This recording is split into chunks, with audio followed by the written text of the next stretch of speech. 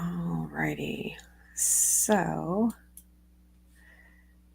let's do, yeah, let's do. Okay. So we are going to go over Gingras and Owens have decided to blog together. And a lot of people have covered this already. I have made sure I did not watch the coverage because I want my first reactions to be I am reviewing it on camera and so forth. But I know it's got some juicy stuff, and you know how I feel about Owens and her declarations. They are not something that I care to hear. I would rather cut them, honestly, because they don't mean shit. So let's go ahead and see what we have. So this is what it looks like when you go into his blog and you click on the story. It says "Hated in the Nation," Laura's version, and then it's got this clip from Black Mirror. And he posted this on May 28th, 2024. It says, over the Memorial weekend, Laura sent me a draft article blog post to review. This wasn't something we had discussed, and it wasn't something I suggest she write. She wrote this on her own and then asked me if it would be okay with her publishing it. She doesn't need my permission. Hold on, let me figure this out. I turned on the mic thing or the sound headset. I don't want to listen to it. Or no, I can't. Oh, okay. I think that fixed it. Hopefully people can still hear me. Um, if not, I'm gonna have to redo this whole thing, and that's not good for anybody. But um, okay, so she sent Gingras this blog post article thing that she wanted Gingras to review before posting, which good thing she handed it to her lawyer because other times she's just gone ahead and done it, which is not smart. And so, because I think it was going to end up being another Medium article because we know she likes to write those. She says she doesn't need my permission to speak, but I previously asked Laura not to make public statements about this case after I got involved. Well, she hasn't. Well, when you were on your little vacation, she decided to go rogue for a bit, uh, making statements to people. She says, as this phase of the case is now coming to an end, I think Laura deserves a chance to share her side of the story and more details about how she is feeling today. Yes, I know there are still unanswered questions, but we will get to all that in just 12 days. So 12 days is when the trial is going to happen. It says, for now, I am going to share Laura's comments as written. I haven't edited any parts of her remarks, nor have I added anything to them other than this intro. As I was reading Laura's post, and really since becoming involved in the case, it struck me how many parallels there are to a Black Mirror episode called Hated in the Nation. If you've never seen this, jump on Netflix and find it. It is season 3, episode 6.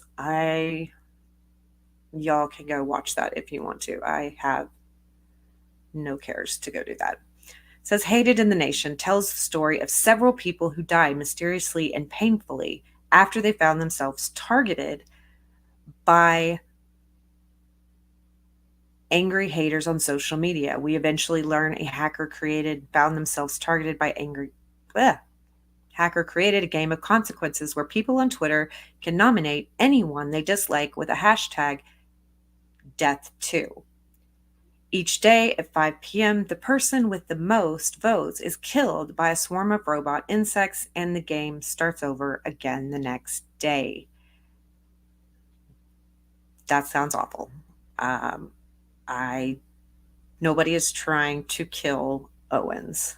Um, I do not truly believe that anybody is going after her like that.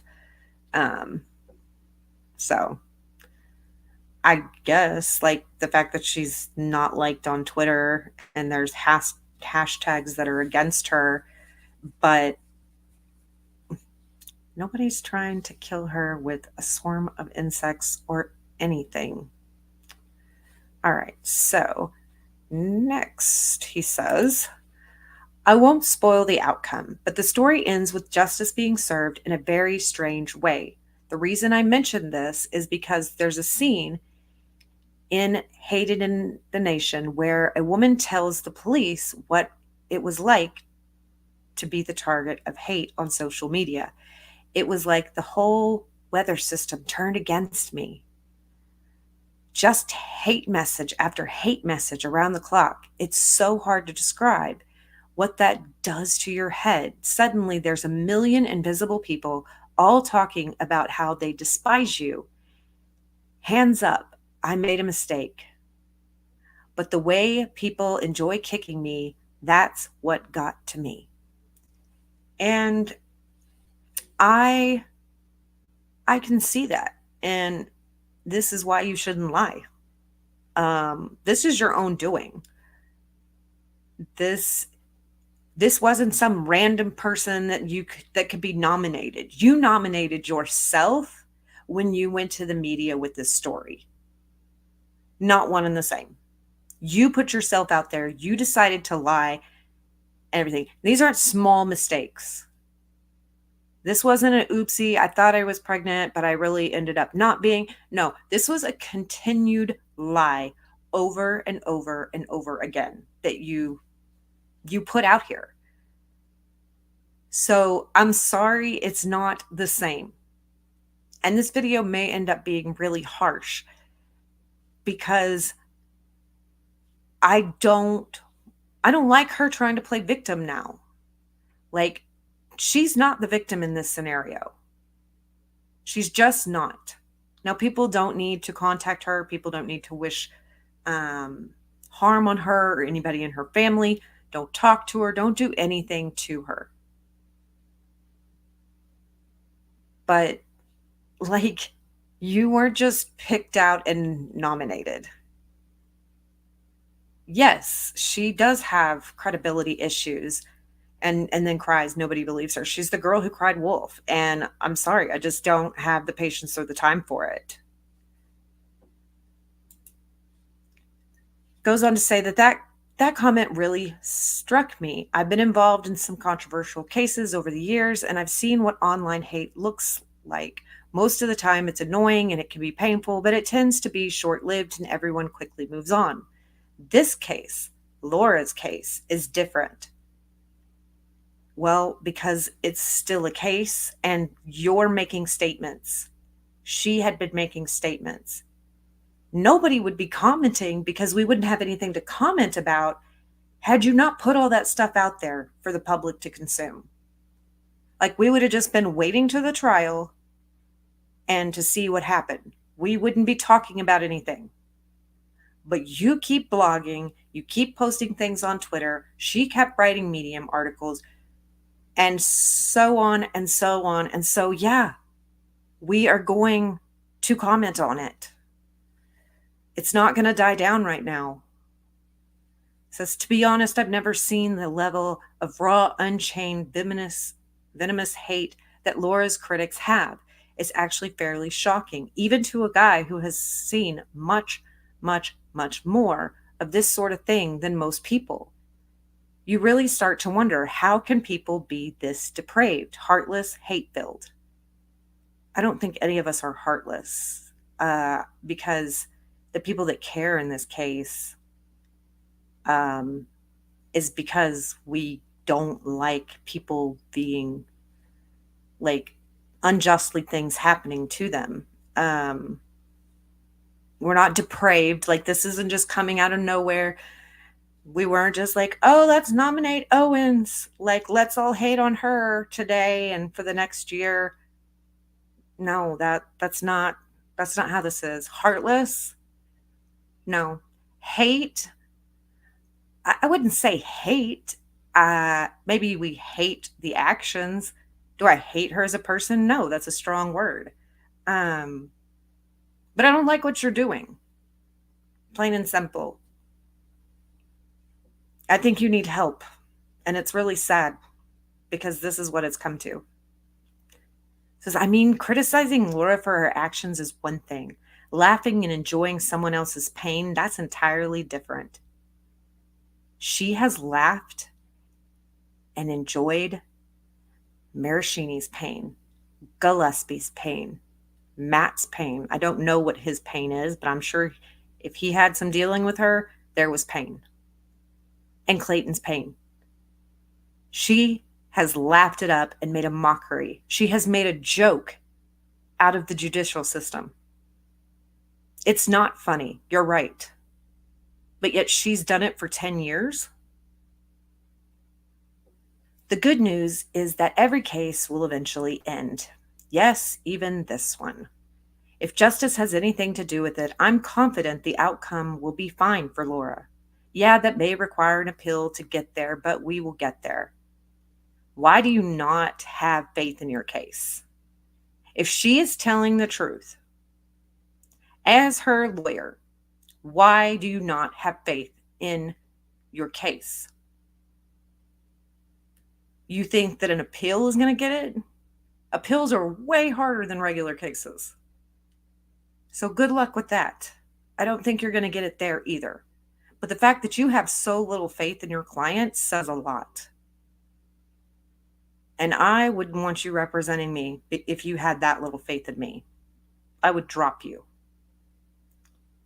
It says, until that happens, I will not leave Laura to fight this battle alone. Yes, I'm still honoring all my ethical duties, but we're not at the point yet where I'm unable to continue.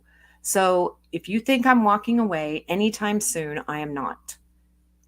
Okay, but you said that you were going to walk away if you found out she was lying. And you've admitted she's lied. She's admitted she's lied. And you're still here. Oh, she didn't lie to me. Or she lied to me, but then she fessed up. So that makes it okay. Anyways, so with that said, here's what Laura wanted to say. So now we are going to get into Laura's BS, in my opinion. Completely my opinion. All righty. Laura's words below. Every morning begins with a jolt of panic, yanking me from what little sleep I managed to get. My name is Laura, but in the twisted world of my tormentors, aka the Justice for Clayton cult, I'm Jane Doe, or JD, for 9 relentless months. I've been living a nightmare that invades every aspect of my life. You're the one that didn't want your name to be mentioned. Now you have a problem with people calling you Jane Doe, or JD for short? Like nobody can win, and we're not a cult. And if you are, hello to my little cult members. Our little ducky cult here. The moment I open my eyes, dread settles over me like a thick fog. My phone buzzes incessantly with notifications. The first thing I do is check Reddit, bracing myself for the barrage of hate. The subreddit Justice for Clayton is a cesspool of vitriol. She's a compulsive liar, and all her evidence is fake, reads one post. She manipulates everyone around her and then plays victim, says another. Each comment is a knife cutting deeper into my already fragile psyche. Turn your notifications off. Get off your phone. Get off of Reddit. Don't be going in there. Who cares what these people have to say to you? Why does it bother you? Because it's the truth? Because if you 100% knew that you were not lying, nobody else's opinions would matter. Because you know in your heart what is true and correct. But the first thing you do is get on Reddit on a justice for Clayton? That is not good for your psyche. Somebody needs to take away your phone. Turn it off for your own mental health. Don't go seeking that stuff. You're bringing it on yourself if you go looking for it. That's the great thing about the internet and cyberbullying. Turn off your phone. Turn off your computer. Shut the app. Stop watching the video. Stop scrolling. It's easy. And I'm sure your lawyer has told you to stay off of that stuff. Flashes of June 2023 torment me.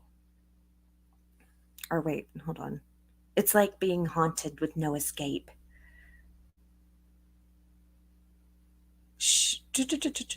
Okay, hold on. Nope, gotta go back. Okay.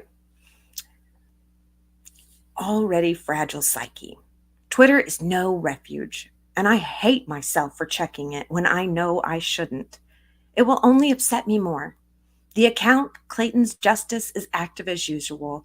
Laura is a pathological liar and deserves every bit of suffering she gets, one tweet declares. She's dangerous and manipulative. She should be locked up, says another.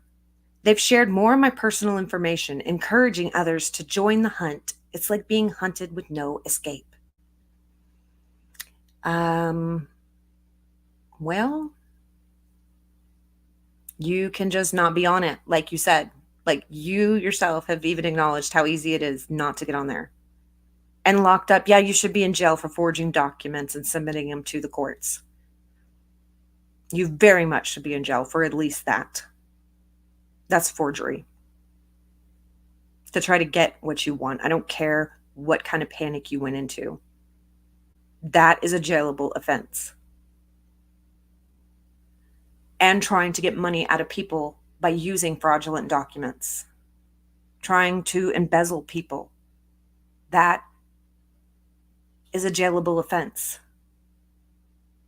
Locked up in another way could be that you need to be in the psych ward because you are not mentally well. And that's not to make fun of you or anything like that. You need to get help. And there's nothing wrong with that, but you need to accept it and do it. Like that way you have a healthy mental outlook. And you can come back and say, you know what, guys, I really shouldn't have done all that. I went in and I went to therapy and I did all this stuff and I took a good look within myself at what I was doing during these last 10 years of my life. And it's not going to be an excuse and it's going to be hard, but you need to take accountability. Get yourself to a mentally healthy place. And there's no shame in it. Let's see. Flashes of June 2023 torment me. I saw a positive home pregnancy test and my heart raced with fear. The alleged father knew I wasn't on the pill and that I didn't want to have sex, although he wanted to, which he later on admitted in his deposition. I headed straight to the urgent care facility to confirm it, which it did.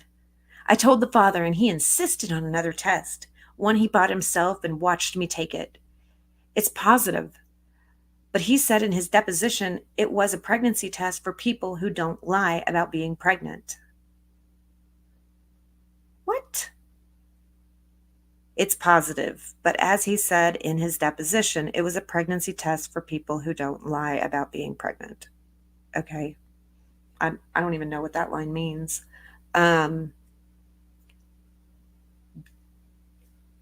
He did not admit to having sex with you against your will.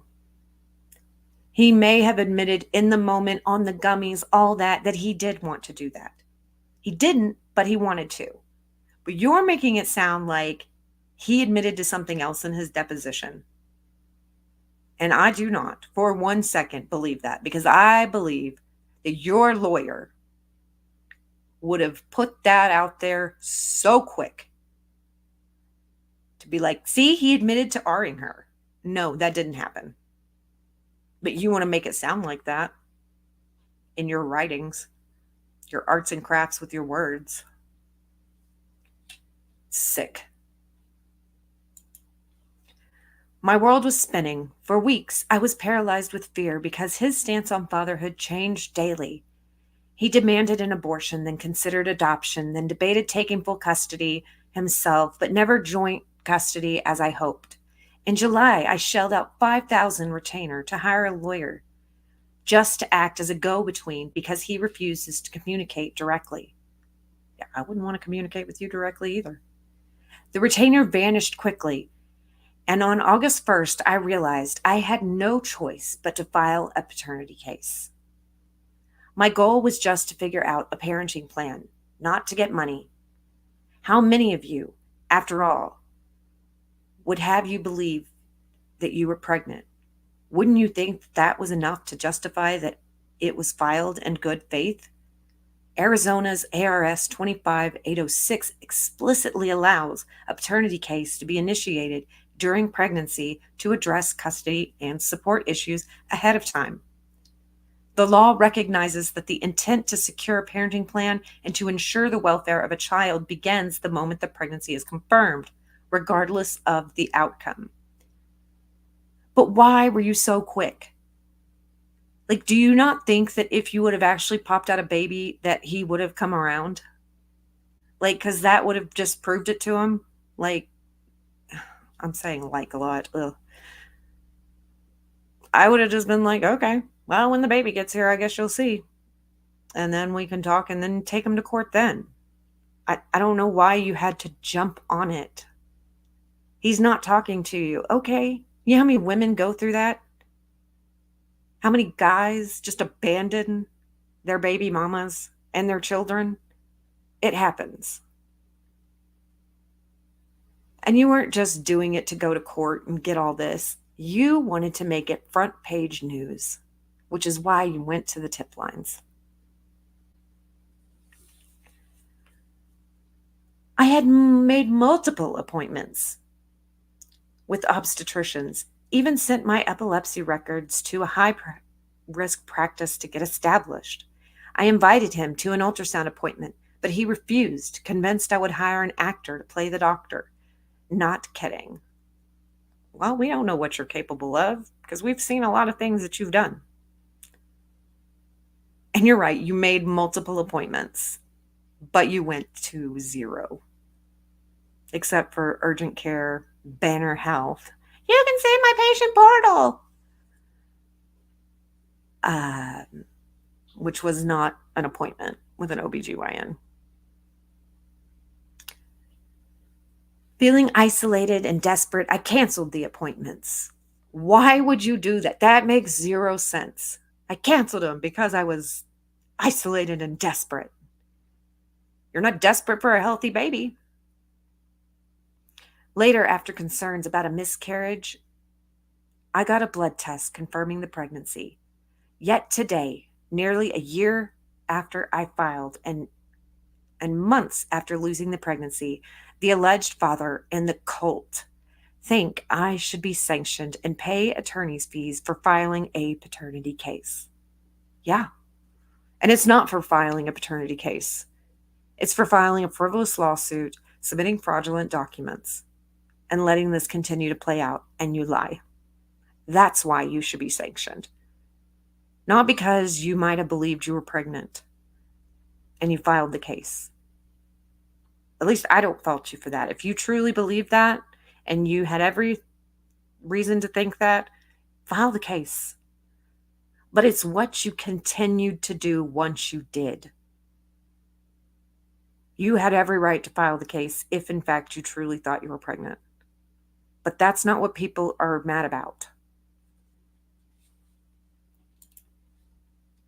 Should a woman be punished every time she is wrong about paternity but genuinely believes she is right and drags a man into court only to have the case dismissed?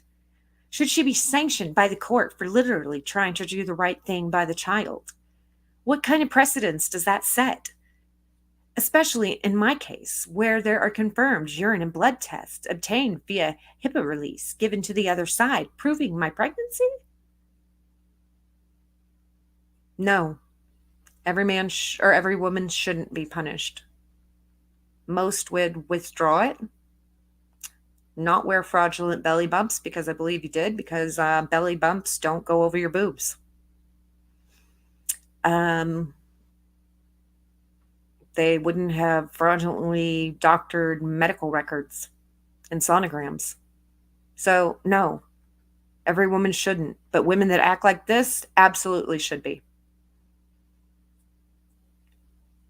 Sanctioning a woman in such scenario sets a dangerous precedent. Oh my God, here we go. The Amber Heard of it all.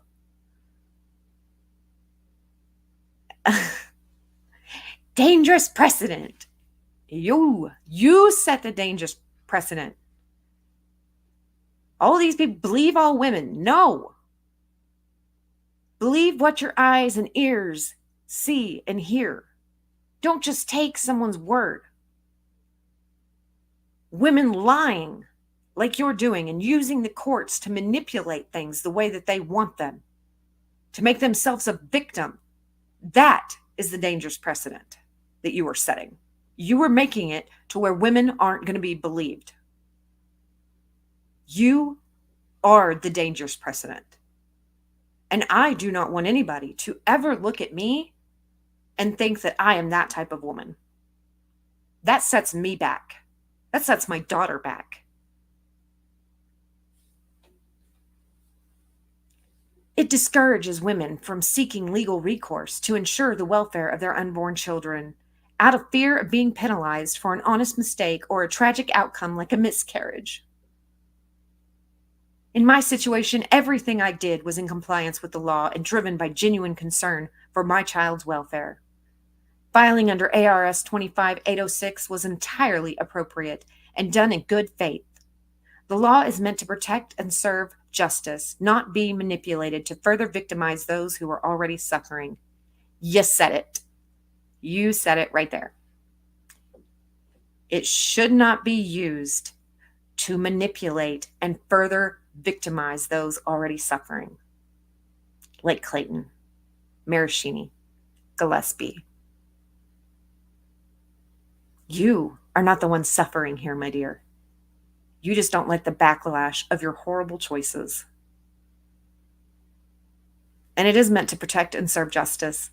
I don't think that women are not going to be like, oh, I'm going to take the guy to court because, they're going to penalize me. No. Plenty of women still taking their baby daddies to court. I can promise you that. And nobody trying and second guessing it, worrying that they're not going to get what they are deserved or what their children deserve. So, no, that's false. Yes, pot, meat, kettle. I feel bitterness gnawing at me, and I try to shake it off as I consider having breakfast. I should eat. After all, I lost 40 pounds in 4 months between the miscarriage and the stress.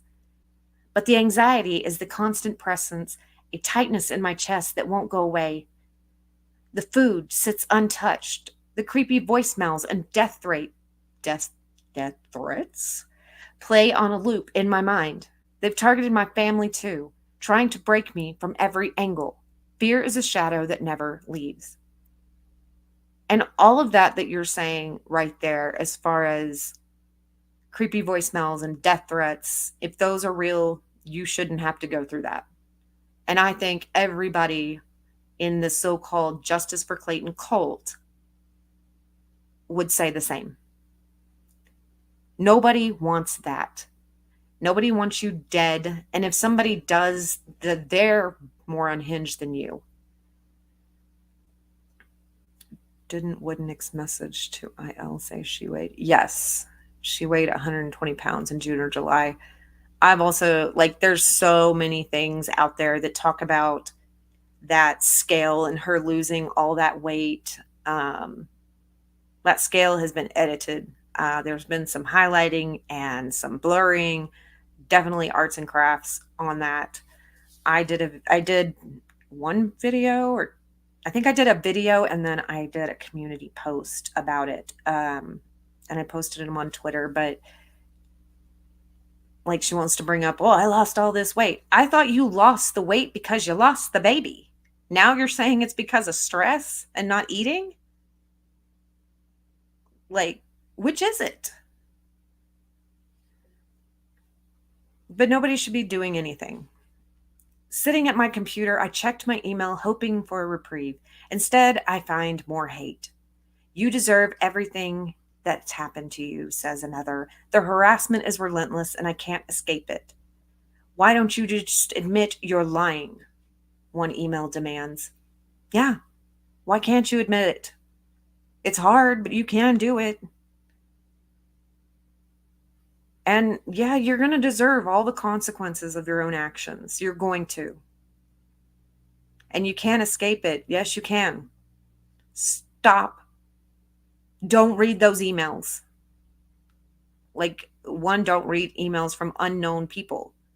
Uh, don't go on Twitter on that particular Twitter page. Don't go on Reddit. That's how you can escape it. You can nothing it. But you go looking for it. That's why you can't escape it.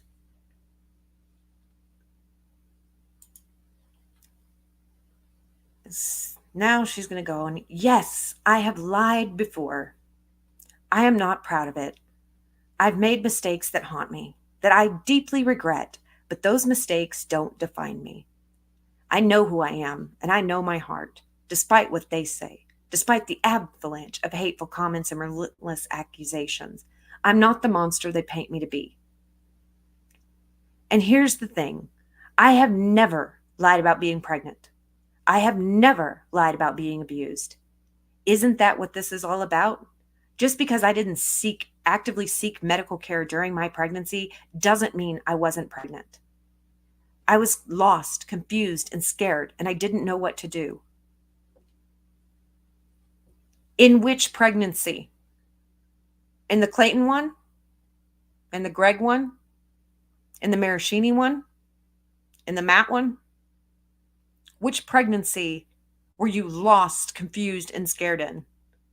That you didn't seek medical care during any of those pregnancies prior to hanging abortion over these men's head.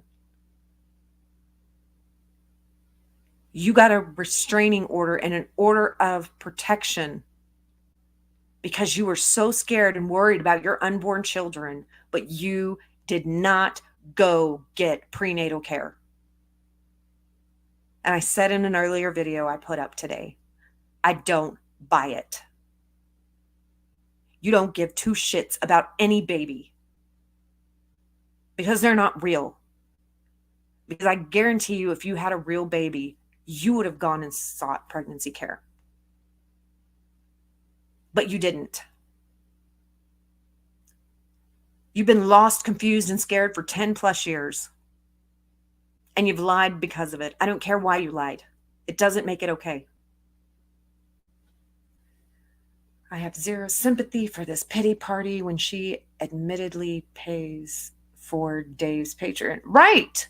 Oh, I can't escape it, but I'm going to go and pay a guy who does nothing but talk about me. I mean, he does other things, obviously, but like, why are you paying to be roasted? Like, yeah, need to get on your medicine. Okay, the cult has scrutinized every aspect of my life, leaving no stone unturned. They've dug up old high school newspapers to discredit a Liz Frank's fracture dislocation I suffered.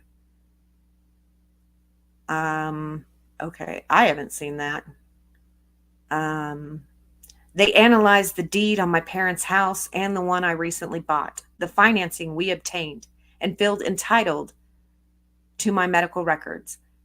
Now, I don't like the fact that they dug into her parents' finances. I like Meg's Crime Watch.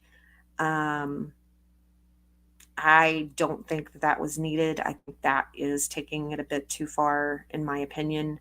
I know people want to know, but that's not any of our business. Like, I am concerned about her actions and what she has done to these men. And then I discovered something else, but it actually ended up it's promoting her, that I found out that she was a country singer. I didn't say anything bad as far as her music and stuff like that. I'm like, hey, go check her out if you want to. She probably should have stuck with music. I'm not going to go dig around in the financial records. I don't care about a fracture she suffered. It didn't happen in these cases, and she didn't attribute it to these men, so I don't really care about it. I get that if she lied about all those things, she can also lie about this, but we have enough here not to fully go dig in on all of that. Medical records, I think as far as when it comes to these cases, yeah, the public has a right to know certain things that have to do with the case, because that's public filing and you decided you wanted to make this public. You can't decide you want to make something public and then be like, oh no, private. You know where I spent my weekends? Horse shows. That's all that I know. If you've done anything else on other weekends, I have no clue about them. You know what kind of sandwich I eat, and even make fun of my order. Where are these posts? Because I have not seen, maybe on Reddit. I haven't seen these because I don't look on Reddit for that particular stuff. I look for certain things on Reddit. But I don't think the Justice for Clayton Twitter page is out there like, oh my gosh, she had a bologna sandwich today. She puts some mayonnaise and whipped cream or something on it. Like, I don't know what she eats. Who is reporting that? Because not the people that I follow. Nothing is off limit. Their obsession is all consuming, and they act as if their mission is to unearth every aspect of my life and turn it into a weapon against me.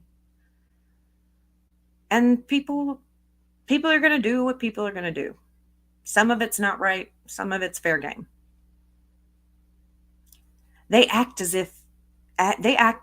as though I've never worked a day in my life. They spread the lie that I am given a large allowance by my father yearly. As if.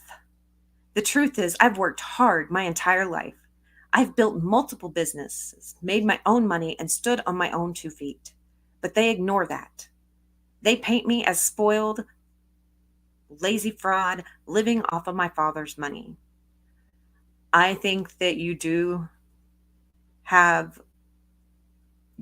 get to live off some of your parents' money.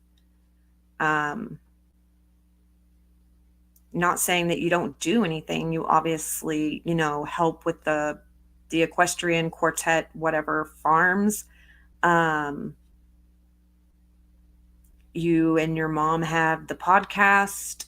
But I also think that a lot of those things, if your dad wasn't who he was, I don't know that those things would have come so easily to you, because you would have just been a nobody.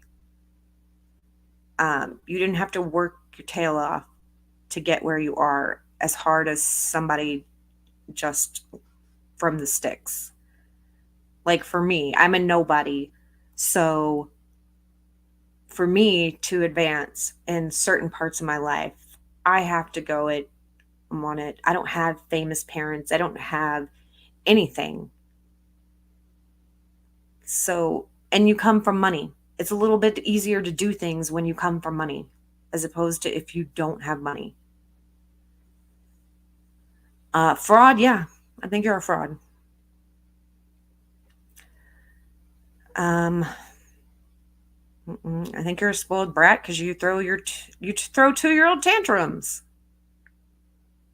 And then you go to the court and file restraining orders and call police and make up things.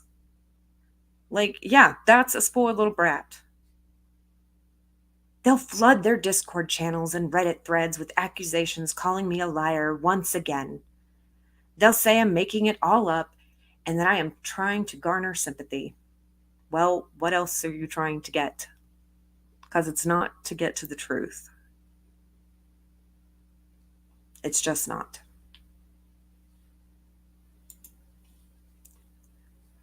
Lunchtime comes and goes. The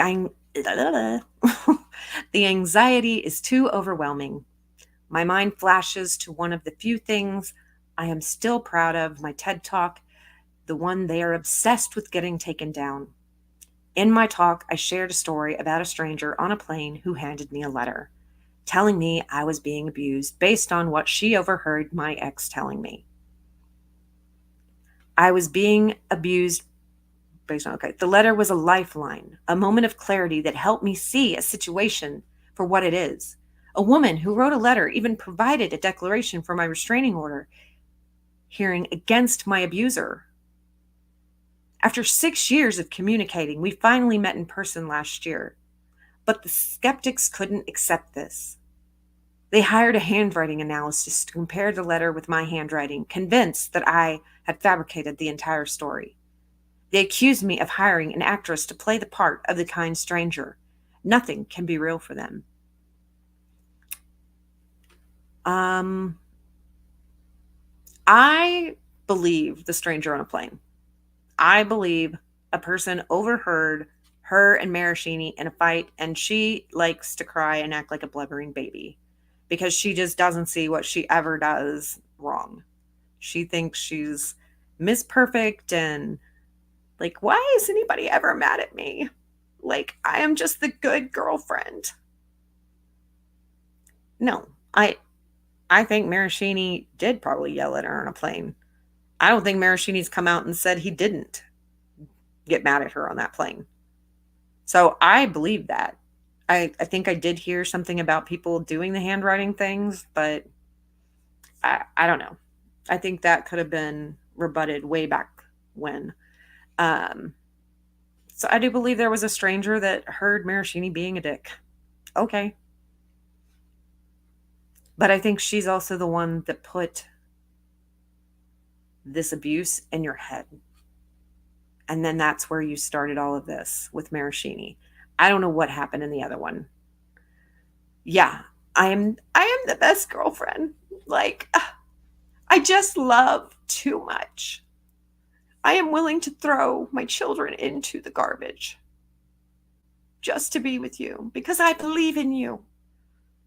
I'm such a good girlfriend. But yeah, okay. People are going to say what they say. But if you know that that's a true thing, then why are like, don't be upset about it. Like, notice that a lot of us don't really, like, we don't really talk about that. Nobody says, oh, this is a fake stranger and this stranger has come out now. And it was like, no, that's not her. Like, I think the people have accepted that there was this person on a plane. It just ended up giving you validity to an argument. And you spun it and ran with it. Two things can be true. The man who was the Good Samaritan saw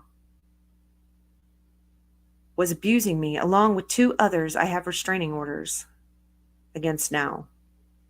The man who the Good Samaritan saw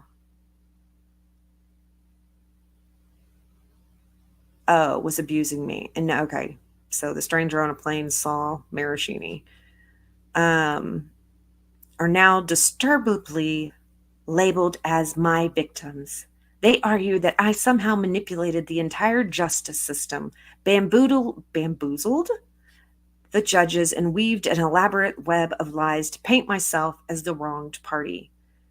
They refuse to believe my story could be true, as if they have a monopoly on my reality. I have said in mine, I try to look at it from an unbiased point with my opinions on her. Could those allegations be true on that part? Yeah, they could be. That part could be true, and the lying about the pregnancy could be true.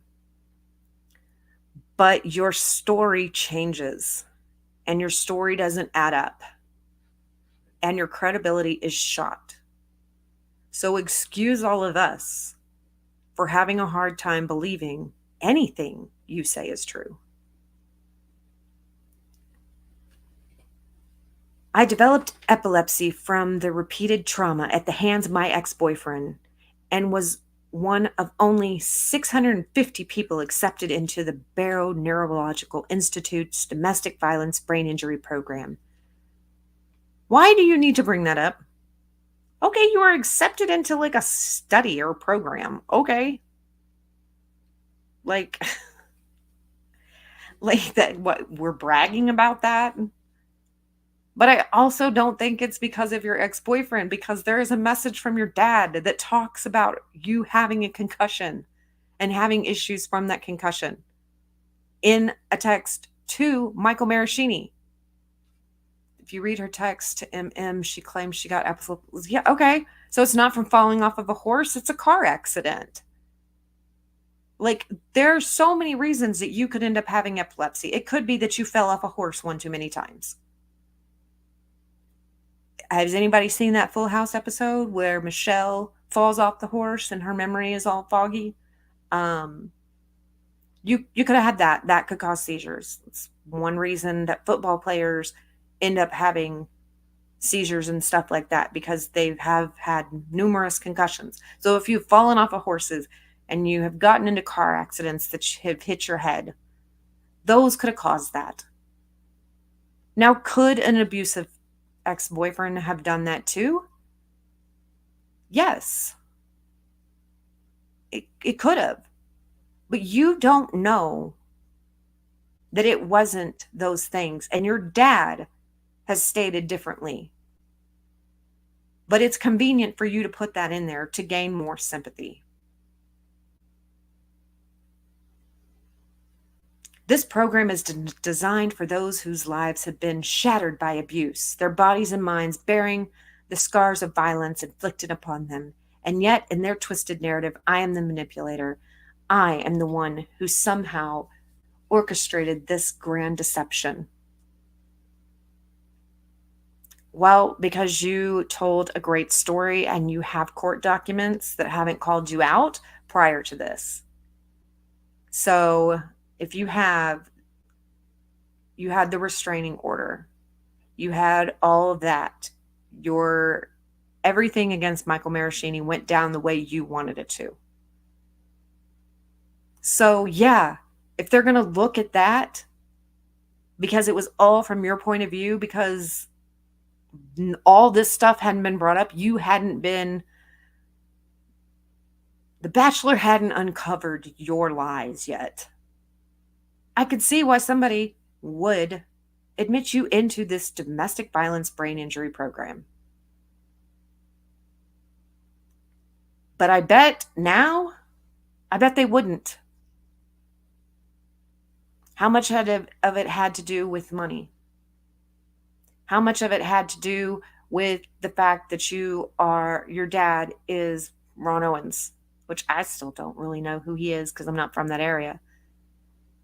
And that maybe he would talk about the Barrow Neurological Institute Domestic Violence Brain Injury Program on his radio show. What factors got you into that? And just because they did it based on what they knew then doesn't mean that they would still do it today if this was the same circumstance. Because there's contradicting evidence.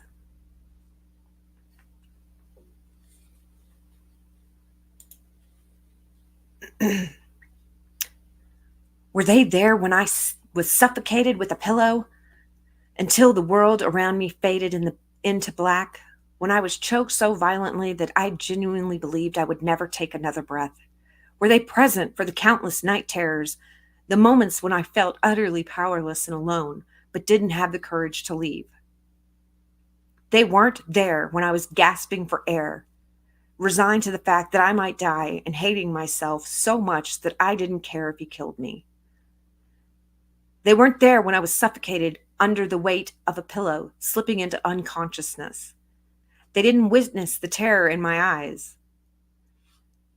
Well, to be fair, if you had a pillow covering your face, I don't think anybody saw the terror in your eyes.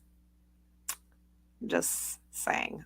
Normally I would make a joke like that, but I mean, look at who we're talking about.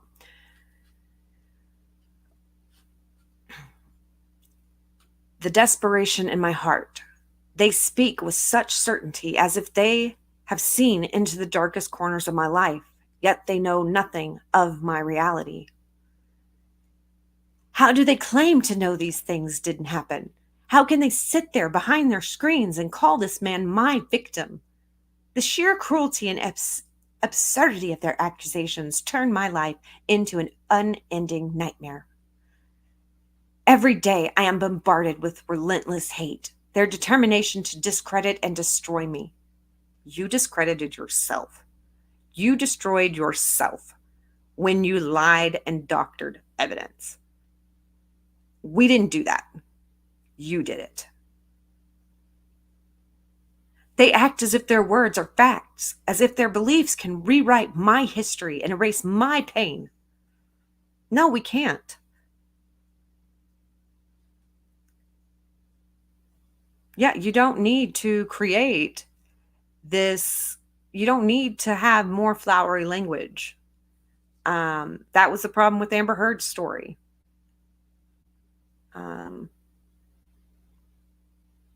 I don't need a creative write. Yeah, you don't need a creative writing class. I'm sorry about the stuff in Iraq.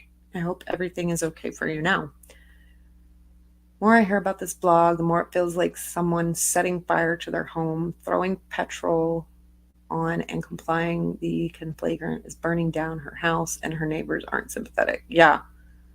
Like she just wants to play victim. But you brought this on yourself. They have convinced me that I am an unproductive person, and with that in mind, I take a nap. Okay. Like we're having to go through her whole day. We started with her eyes woke up. She got on Reddit. She didn't eat her breakfast, because stressed, and that's why she lost all the weight, not because of the pregnancy being miscarried. And then we went to lunch, but she went lunch, and she's continuing to look at more stuff about her. And now she's going to take a nap because we convinced her that she's unproductive, so she's going to be unproductive. Like, what? No, I don't want to hear about her toilet misadventures or adventures. No, thank you. As I do throughout the day, I think about my miscarriage. Which one? Which miscarriage? This one? Maraschini's? Gillespie's? You're going to need to be a little bit more specific.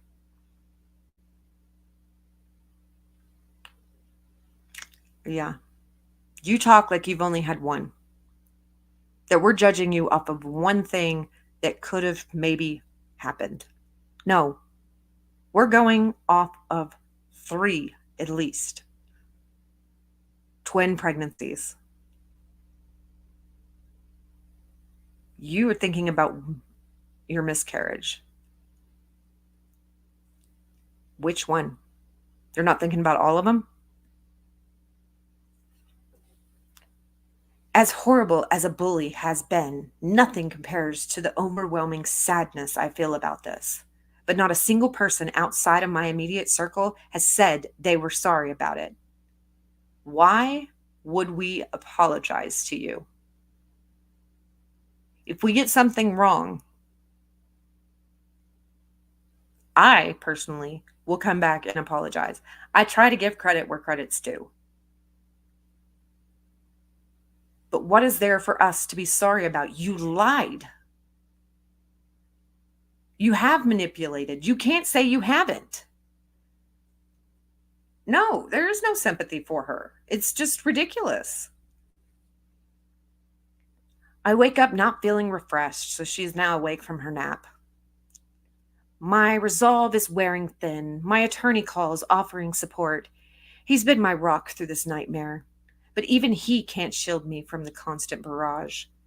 We discussed our next legal moves, but I know every step will be met with more attacks. They twist our intentions, rally their followers, and keep the pressure on. It's brutal. It's exhausting. Close your apps. Even if 1/4 of what she claimed happened, she'd be in medical journal. Right. Yeah, just for the 3 twin pregnancies. Like the fact that every time she gets pregnant it's with twins, that is like a medical miracle that you only produce twins. Yeah, it is exhausting to cover your BS. Nobody's rallying their followers. People want to follow the story. They want to find out what people have to say. We're not like, charge, like, let's start this revolution. None of us are doing that. We just want justice for people who have been done wrong. Okay. Sorry. Okay. My lawyer and I need to focus on the order of protection I got against him, which he wants reversed, and the injunction against harassment that he got against me, which he wants attorney's fees for. It's preposterous. No, your lies are preposterous. I shaked my head thinking about the injunction against harassment. He wrote in his petition that I sent him hundreds of emails and texts in 4 months. By the time he got to the hearing, that number had inexplicably ballooned to 500. No proof, no documentation, just his word against mine.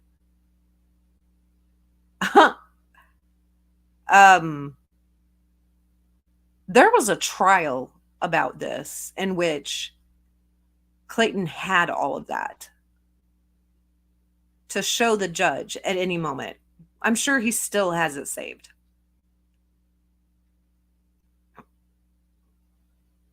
Right. 100 emails and texts in 4 months, that's still a lot. That's the baby reindeer of this all, is her incessant contact with him. No proof, no documentation, just his word against mine. I recall my attorney arguing that there was no evidence, no concrete proof of his escalation, but the judge just took his word for it, no question asked. The look of the smug satisfaction on his face as he delivered his inflated accusations is etched into my memory. Did we watch the same hearing? Because she was on Zoom for that. So she was watching it like we were watching it. I don't think I saw Clayton get smugged. And we've seen many and many a text and messages. We know that you incessantly do all that.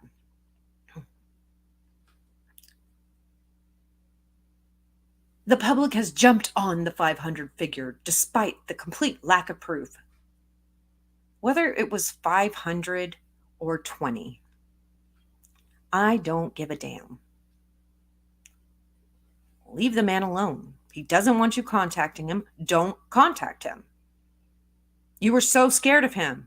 You shouldn't have contacted him even 20 or 1. 1 time, 20 times, 500, 100. None of it. But you're admitting that you sent at least 100 emails and texts in 4 months. That's a lot for somebody you're supposedly scared of. To them, it was a damning piece of evidence that painted me as unhinged. I mean, it didn't make you look good, but I wouldn't say that that's the damning piece of evidence against you. It's the words and things that you say in the emails that are the unhinged part. The number took a life of its own, repeated and amplified until it became an unquestioned truth. My denials, my evidence to the contrary, were drowned out by the sheer volume of their voices. I like how she is focusing on all of these things that we don't really care about. I don't care how many she sent him. Is that crazy? Yeah. 100, 500, I don't care. People talking about her sandwich or a fracture she did or she didn't have. what you were doing on the weekend. Yeah, if you're horse jumping and all of that while you're pregnant, it's very interesting, and it corroborates that you're a liar. Um, but you're talking about a lot of things that are very insignificant to any of us. That we're not like, oh, well, she had that bologna sandwich, because your weird order on your sandwich, wouldn't that like sort of confirm a pregnancy? Like, if you want to be like, oh, it's just a weird pregnancy craving, like you could have used that to your advantage. But you're talking about a bunch of things that don't actually matter here. You're not even talking about the heart of what's going on. You talk about, oh, I lied, but there you didn't mention why you lied. Maybe you do later on in this. But nobody is like, oh, if she did the 500 emails, she's not pregnant. Like, that's just not how we got here. Meanwhile, the order of protection I secured against him was based on clear documented harassment. He posted things that incited his followers to harass me, and it was explicitly written in the order. But somehow that became twisted. His side argued that I fraudulently filed a sonogram to obtain the order, and that was the basis for it. But you did. That couldn't be further from the truth, and anyone who listens to the hearing which the cult obtains will see how many grounds it was granted on, none of those being based on an ultrasound. The judge literally said, why would someone post an unflattering picture of themselves like this? So I'm going to believe that she didn't create this herself. And that she said that the whole problem with that one, it was an unflattering picture, but the fact that you said that you sent that only to one person. Stated that posting didn't meet all three requirements. Just tribute that she casually says she dropped $5K on a lawyer before she filed anything, speaks volumes about who she is and how she sees money. Yeah. Oh, just $5K. That's not that much. That's a lot of money to me. But you sent it to more than one person. So you lied there. Even if it was a real sonogram, the fact that you got it because you said that he posted it because you didn't send that image to anybody else, that's a lie. Whether you were actually pregnant or you weren't actually pregnant, you sent it to more than just Clayton, and Clayton isn't the one that put it out there. You put it out there in your Dropbox, or you sent it to Reality Steve and they talked about it, which they can do. They can't control what other people did, and Clayton never said, go harass this woman. Just because he talked to his followers doesn't mean he's inciting things or telling them to do things. Unless you explicitly hear the words coming out of his mouth, go do this to her. Oh, okay, go look her up. Okay, you can go look somebody up. That's not saying go harass her, go email her, go talk crap to her. No. He just said he wasn't going to mention the name, but if you wanted to look her up, you could. Yeah, she spent way too much money on a bogus lawsuit. Many a bogus lawsuits. Like, I don't think she's going to have much money after any of this. Her parents need to cut her off if they have money. Let's see. One of those being, I want to defend myself, but there's no point to it. This is a script that I have no control over, where the ending is predetermined and nothing I can say or do will change it. Well, whose fault is that? Once again, that's your fault for lying and manipulating things. Documents, still manipulating things. So we can call you a manipulator because you manipulated documents. That's not defamation, it's a fact.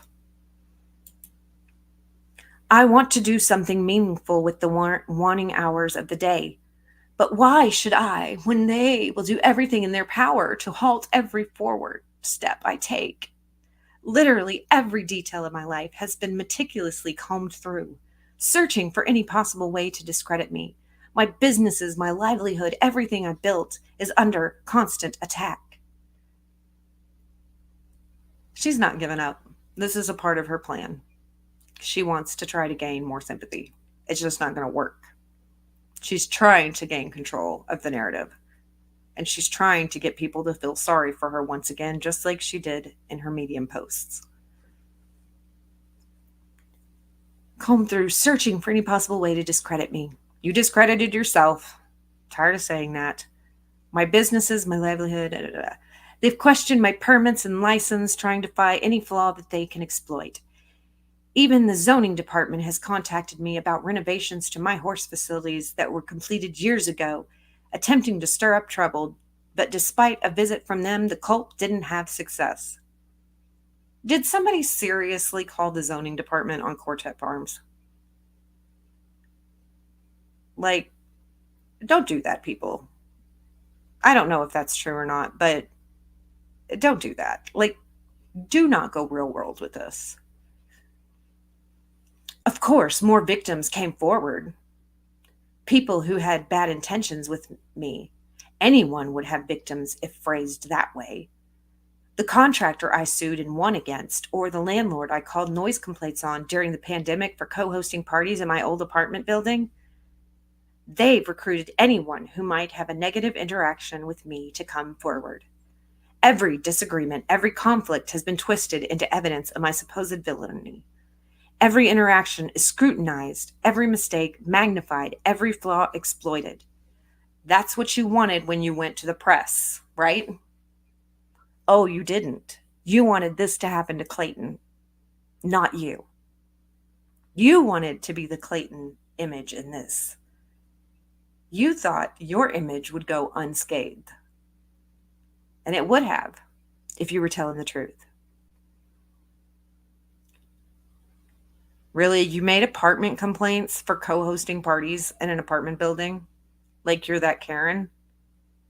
Like, I can get not liking it, but really, you made, like, come on. And I don't know about the like contractor thing. I've seen it. I've heard about it. I know a little bit about it. I don't care about it because to me, it has nothing to do with this case.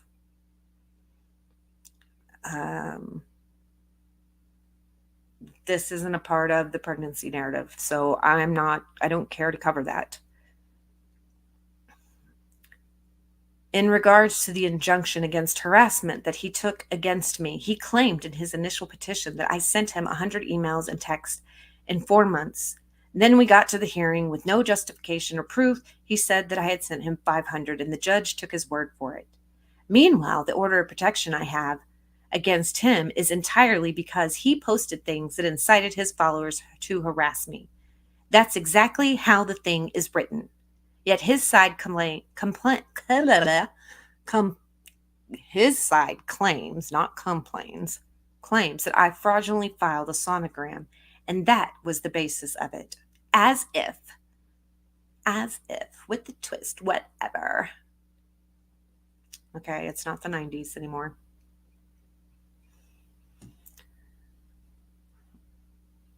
100, 500. I don't think the judge would have cared if it was 100 or 500. I think she still thought it was too much. And that he had the documentation to back it up. He didn't submit anything to the court. His lawyer didn't submit anything to the court in the second hearing. Yeah, it was time she got exposed because the truth will come out. It's not going to be hidden forever. Like, you can only, if she would have just done this once, she would have gotten away with it. Actually, if she would have just ended at Greg, she would have gotten away with it. But she tried it again, and she tried it on the wrong guy. Thank God for that. I feel bad for Clayton. But because of Clayton, these other men might get justice, at least for the pregnancy lying part. I don't know about the other part. There are other parts of those cases that we don't know. Maybe nothing bothers me more than what has been said about me on YouTube, Patreon, and in podcasts. Get off Patreon. Stop paying for subscriptions. One content creator is particularly has made hundreds, if not thousands of hours of content about me every day, turning my life into a living hell. Get off of YouTube. He's making a fortune off of these monetized videos while my income has been dwindling. How do you know? Because are his videos monetized? Does he try to get them monetized? Yeah, probably. But he also needed to pay for a lawsuit that you put against him. So why shouldn't he be able to collect money when you tried to sue him? But if they get demonetized because of stuff that you put in your thing and the words that people have to say because of you, yeah, they're not going to make money on that. Yeah, he gets money off of his Patreon, but probably helped cover the lawsuit and stuff against you. I turn on one of his videos knowing I should be working, but why should I even bother? Because you should go on with your life. Stop focusing on this. Let your attorney handle this. I'm not a murderer. Well, okay. I mean, you're not a murderer of men. Just maybe fake babies. Anyways, I'm a 34-year-old woman who has been pregnant 4 times. Okay, so there's 4 pregnancies. I had 2 miscarriages, 2 abortions. Why is that so hard to believe? Why are they obsessed with making sure the entire city, no, the entire world, never comes into contact with me, making me undateable? I mean, I don't know. Depends on what you believe.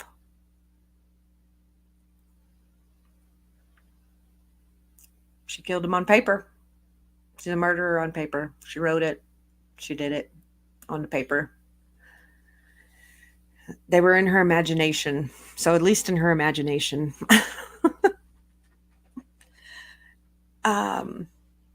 Making me nobody's making you undateable. You were apparently undateable before any of this happened, which is why you have to do what you have to do to get these men to try to date you, because nobody wants to. And that's sad. Because if somebody doesn't want to be with you, you don't be with them. Like, have more, I don't know, esteem in yourself, confidence that you deserve somebody, because I think everybody deserves somebody who loves them unconditionally, or likes their quirks and their looks and everything about them. Like, why would you want to hold on to somebody that was not nice to you, that didn't treat you the way you were needing to be treated, but you want to be with those people? It makes no sense. She's making a mockery of true abuse survivors, they write. JD's actions discredit real victims everywhere. How dare she claim to be a victim when she's the real abuser? Each accusation, each hateful comment is a dagger to my soul. The people who claim to seek justice are the very ones who perpetrate my suffering. They are relentless, and their hatred is a constant presence in my life. They have turned my struggle for survival into a spectacle, feeding off my pain and using it to fuel their own agendas. You abuse the court system. That's what you do. And if you're making up lies and things like that, that is abusive. I don't necessarily fully believe that you were abused by other men. Maybe verbally. Okay. I don't think that you were physically abused. You could have been. I don't know. But that's not where my problem is with you. If you did lie about that, you can go to hell for all I care. Because my 3 that you don't lie about are cancer any type of abuse allegations, especially sexual abuse allegations and pregnancy. And if you can lie about any of those things, you can go straight to hell. And I don't apologize for that.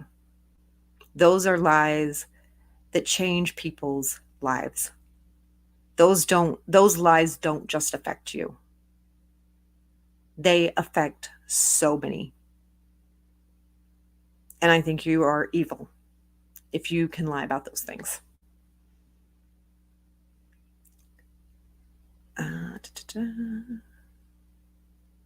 As evening approaches, oh good, we've made it to evening. Is she going to bed soon? Like, for real? I'm glad she didn't make a video vlog out of this.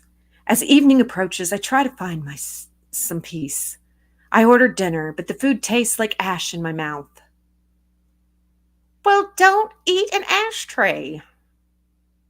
I push the plate away, too anxious to eat. So you haven't eaten all this time, which now you were like, what, 99 something pounds? Like, what are you, 60 now because you're not eating? This is your everyday. You're not touching your breakfast. You're not touching your lunch. You're now not touching your dinner.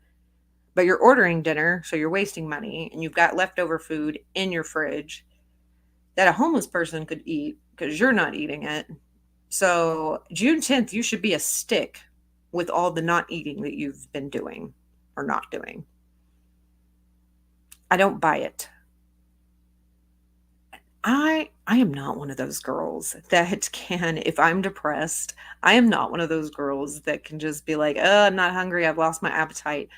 No, if I am like in my feelings and sad and depressed, I'm like, I need a bucket of chicken, a gallon of ice cream. Like, I am going to eat my feelings. Like, I'm just going to eat it all up. I will eat until I am full. And none of my feelings have room in there because I'm full with food. So no more depressing thoughts can fit into my existence. Sometimes I wish I was one that would just lose her appetite and was not hungry after something. But no, I'm like, let's just eat. Let's eat all the time. All the snacks. Well, she wrote songs. So, she's done some writing and she has sang about them. Okay. I check my phone one last time before bed, hoping some supportive messages. If you have supportive messages, they're going to be from people who have your number, like text messages, or they're going to be phone calls. It's not going to be on Reddit. It's not going to be in your email. It's not going to be on Patreon or YouTube. That's just not where it's going to be. And shouldn't you get a notification and your phone buzz or ring or whatever, but you only check your messages here and there? Okay. There are a few, but the majority are filled with hate. They know how close I've come to breaking, how their words have pushed me to the brink. They know, and yet they don't stop. They revel in my pain, in the power they have to make me suffer. It's like they're feeding on my misery, growing stronger with every tear I shed, every moment of despair they cause. Okay, bunch of flowery language there. I shudder as I think about more recent developments, my private emails to alleged father, and the 2,500 pages of text with an abusive boyfriend who strangled me have been disseminated, dissected, and critiqued by strangers. Who would want all their messages to be public? They've been public since you put them in public documents. Nobody cared then, but they've been out there. And you can blame your lawyer for some of that, for putting out some of that stuff. Would anyone be proud of every single text they've ever sent? I mean, I've sent some that aren't very nice. But I don't know. If all my texts came out, I don't think I'd have a huge problem with it. I may have to explain and be like, okay, yeah, I'm a bitch. Okay. Most people who know me know that I can be. um, the intimate, painful, and ugly details of my life are now fodder for public consumption, used to shame and belittle me further. It's a violation that adds insult to injury, compounding the trauma of my past with the scrutiny of the present.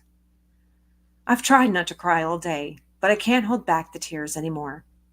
I wonder why they are so obsessed with ruining my public image entirely. We didn't do that. You did that.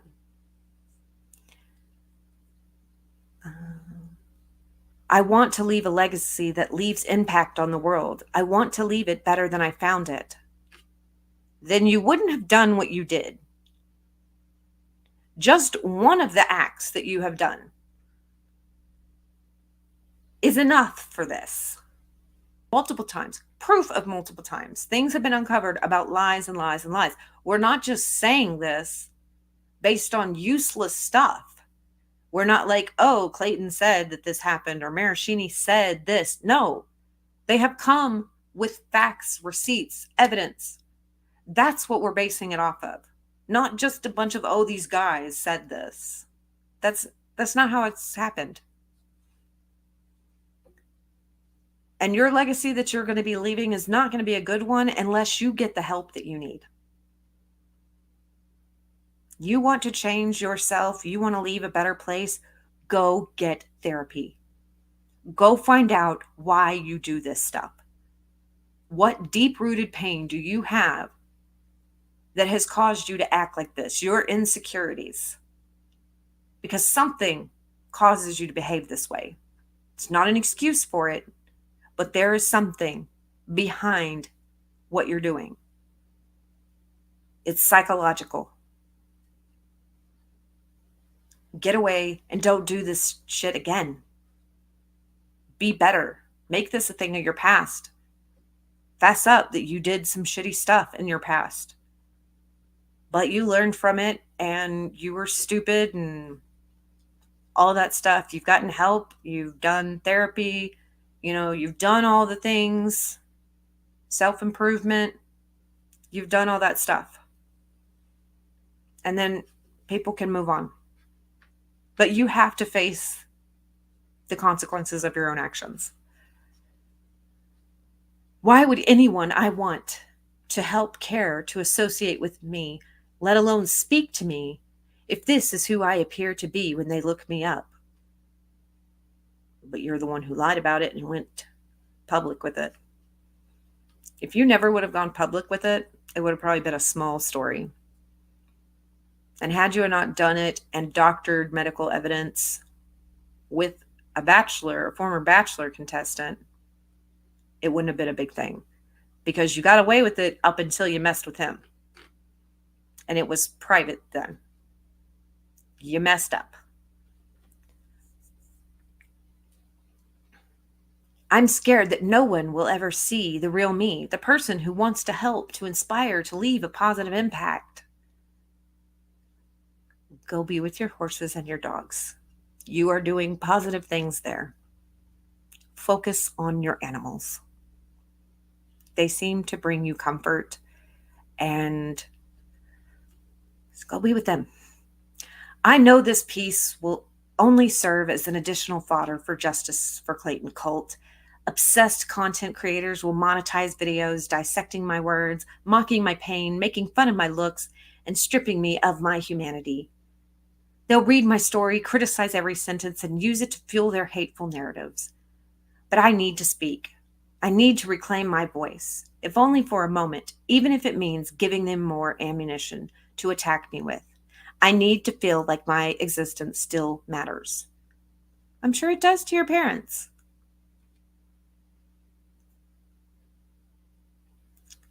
I don't even have anything else to say on that. I just don't.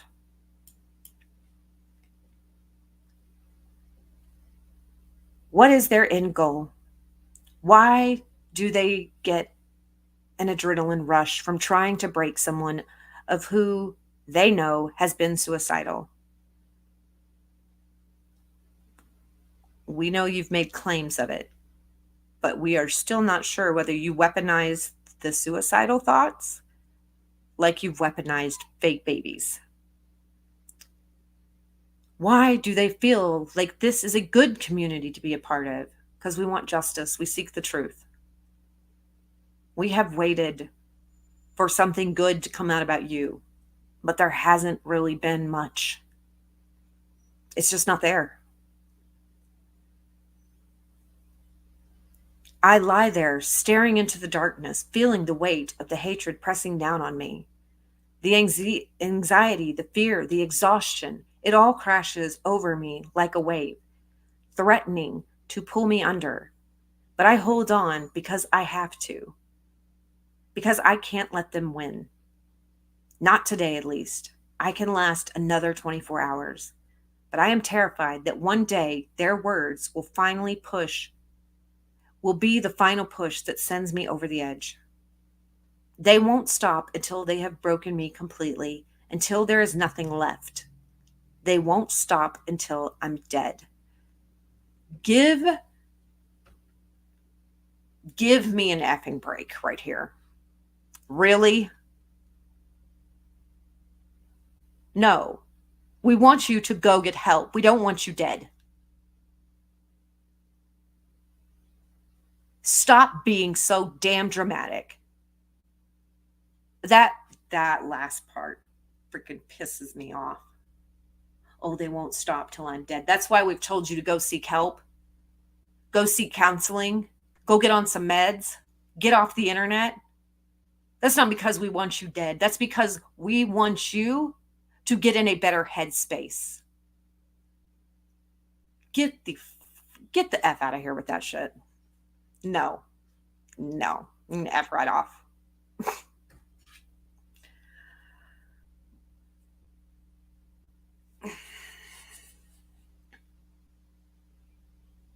We don't want to break you.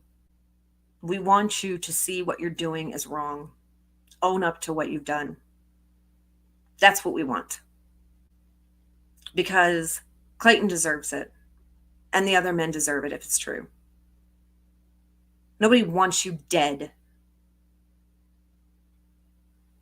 But what's really, really weird about this nonsense that we just read, because this is the end of her post, and then her attorney posted this.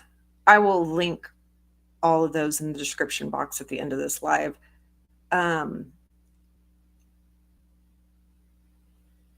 She didn't cover anything substantial.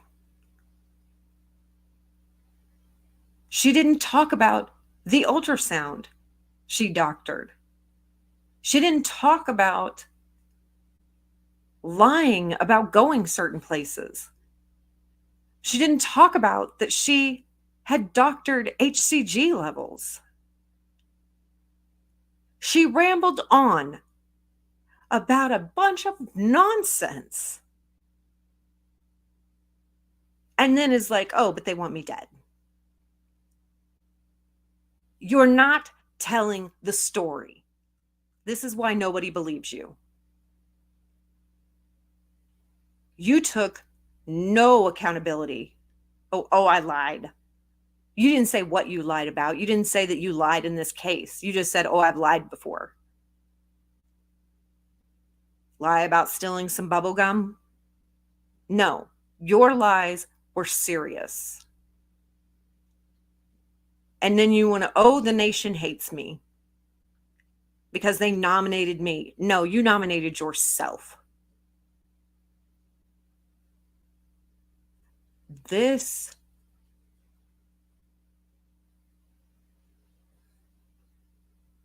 I thought we were going to get to actually some things.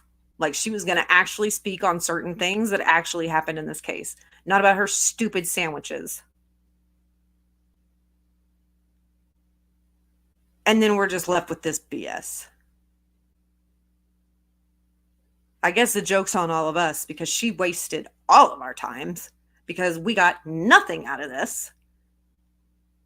Not a damn thing.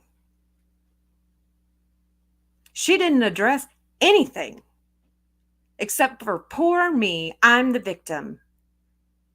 The public hates me. No. Nope. Not doing it. If y'all want to go watch this Black Mirror episode, feel free to. Thank you for being on this live for me. Or if you rewatch this, it was my first time to kind of really do a live. I hope it was okay. Ums and likes. I need to get rid of those. But that is going to be it for me today. I'm going to be trying to get out part 2 of Greg Gillespie this weekend. And I uploaded 2 other videos today. If you haven't watched those, you can go and watch those as well.